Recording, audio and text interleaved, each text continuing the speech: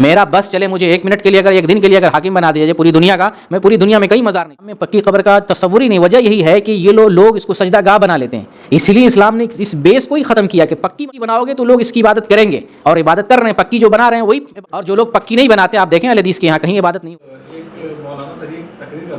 جی اللہ تعالیٰ نے کیوں سسٹم بنایا دنیا میں کہ ماں باپ سے بچے پیدا ہوتے ہیں، ایک ذریعہ بنایا ہے، یا تو آدمی میں تو کچھ بھی دنیا میں ذریعہ بنا ہوا ہے ہر چیز کا۔ جی جی اللہ تعالیٰ نے مزاروں کو بھی ذریعہ بنایا ہے۔ جی اللہ جی تعالیٰ چاہتا ڈائریکٹ دے سکتا تھا، جیسے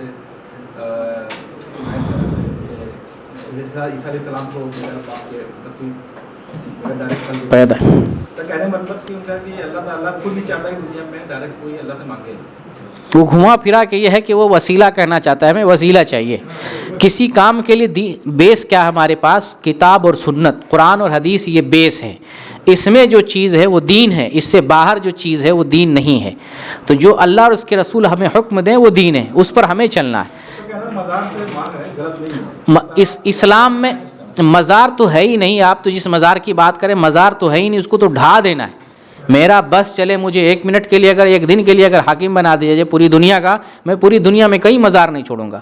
میرا سب سے پہلا کام ہوگا مزار ڈھانے کا، کیونکہ دنیا میں شرک کی سب سے بڑی نشانی مزار ہے۔ مزار ختم ہو جائے بہت سارے شرک جو ہے مٹ جائیں گے۔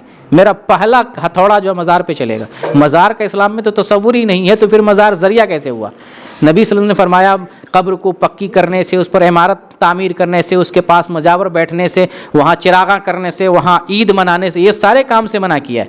بلکہ آپ نے وفات کے وقت وصیت فرمائی ہے کہ یہودیوں اور نصرانیوں پر لعنت ہو، انہوں نے انبیاء کی قبروں کو سجدہ گاہ بنا لیا ہے، میری قبر کو سجدہ گاہ نہ بنانا۔ یہ لوگ یہ سب حدیثیں نہیں بتاتے ہیں، کبھی نہیں بتاتے ہیں نا، تو آپ کو بتا رہا ہوں، آپ بتائیے گا۔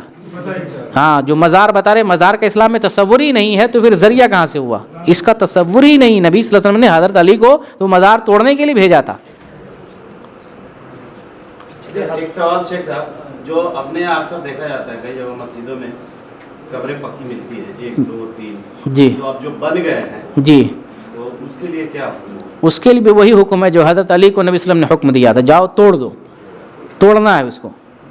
یہاں بھی توڑ دیا گیا نا، یہاں بھی بنا دیا گیا۔ اکثر آپ نے یہاں دیکھا جاتا ہے مسجدوں میں جی، 2 3 مسجد میں تو ہونا ہی نہیں چاہیے، مسجد میں ہے تو اس قبر باؤنڈری میں ہی ہوتا ہے، اس کو ہٹا دینا چاہیے۔ مسجد میں اگر کوئی قبر ہے اس کو نکال کے منتقل کر دینا دوسری جگہ، اور کوئی پکی قبر ہے اس پر گنبد بنا ہوا ہے پکی رہتی ہے۔ اس کو توڑ دینا چاہیے۔ قبر کو پکی قبر آیا ہی نہیں پکی بنانے کے لیے، اسلام میں پکی قبر کا تصور ہی نہیں۔ وجہ یہی ہے کہ یہ لوگ اس کو سجدہ گاہ بنا لیتے ہیں، اسی لیے اسلام نے اس بیس کو ہی ختم کیا کہ پکی مت بناؤ۔ اگر پکی بناؤ گے تو لوگ اس کی عبادت کریں گے، اور عبادت کر رہے ہیں، پکی جو بنا رہے ہیں وہی عبادت کر رہے ہیں۔ اور جو لوگ پکی نہیں بناتے آپ دیکھیں اہل حدیث کے یہاں کہیں عبادت نہیں ہوتی ہے، کیونکہ پکی نہیں ہے، وہ دھنس گئی ہے۔ ایک ہی قبر میں ایک آدمی کو دفن کیا گیا، وہیں کھود کے دوسرے کو دفن کرتے ہیں، تیسرے کو دفن کرتے ہیں، پکی نہیں، الحمدللہ وہاں عبادت نہیں ہو رہی۔